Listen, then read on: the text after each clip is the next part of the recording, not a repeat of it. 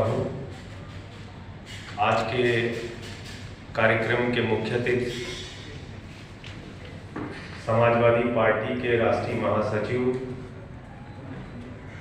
सदन में हम लोगों के अभिभावक प्रोफेसर राम गोपाल यादव जी,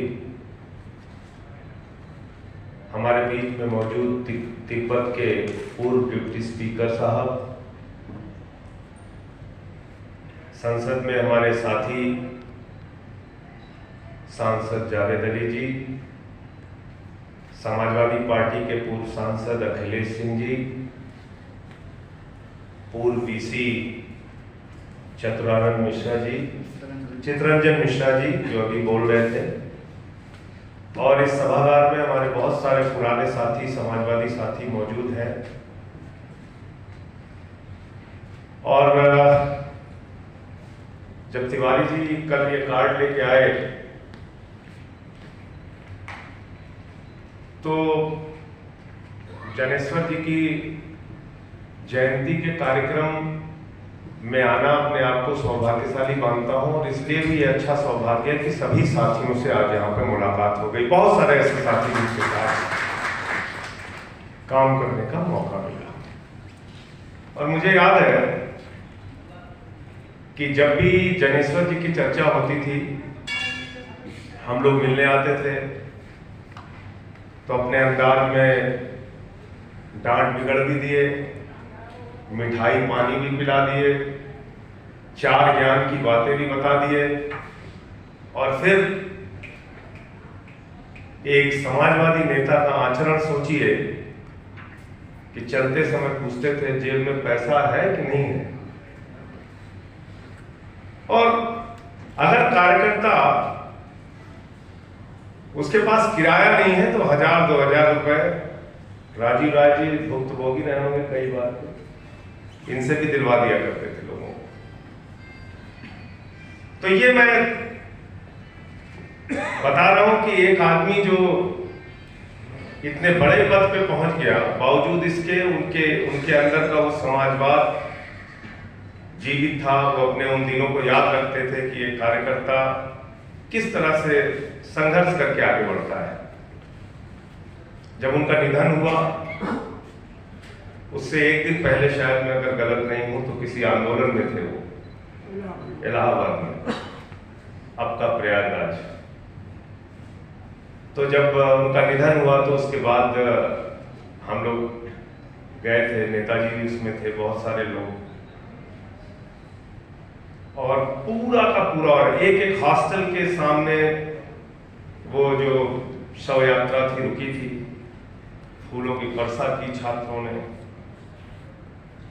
खूब ऐसा लग रहा था पूरा इलाहाबाद सड़कों को उतर आया है। और ये इस बात को भी दिखाता है कि भले ही उनका जन्म बलिया में हुआ था, लेकिन उन्होंने अपना कर्म क्षेत्र, अपनी राजनीति का क्षेत्र, अपनी पहचान का क्षेत्र इलाहाबाद को बनाया। अपनी राजनीति की शुरुआत से लेके, छात्र जीवन की शुरुआत से लेके अंतिम समय तक वहीं पर वो रहे, और पूरे इलाहाबाद के लोगों का, पूरे यूपी के लोगों का, पूरे देश के लोगों का प्यार उनको मिलता। मेरा तो समाजवादी आंदोलन से कोई लेना देना नहीं था। मैं तो 94 में अपनी एक संस्था बना के काम कर रहा था, आजाद सेवा समिति। ब्लड डोनेशन का काम करता था, नदियों की सफाई का काम करता था, पौधाशाला लगाने का काम करता था। एक गोष्ठी में मैंने रघु ठाकुर जी को बुलवा लिया।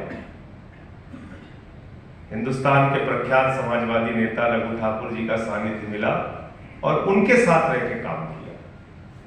तो पहले तो उनसे काफी लंबी बहस हुई। उन्होंने कहा कि राजनीति बहुत अच्छी चीज है। मैंने कहा राजनीति से बुरी कोई चीज नहीं है। बोले तुम्हें क्या पता? तो कहने लगे जानते हो डॉक्टर लोहिया कौन थे? मैंने कहा नहीं, मैं नहीं जानता। पता है राजनारायण जी के बारे में? मैंने कहा नहीं। पता है मधुलिमय जी के बारे में? तो उन्होंने मुझे पहली किताब पकड़ाई, भारत माता धरती माता। बोले इस किताब को पढ़ना, फिर 15-20 दिन बाद बात करेंगे। तो मैंने उस किताब को पढ़ा, एक बार पढ़ लिया, पढ़ के रख दिया।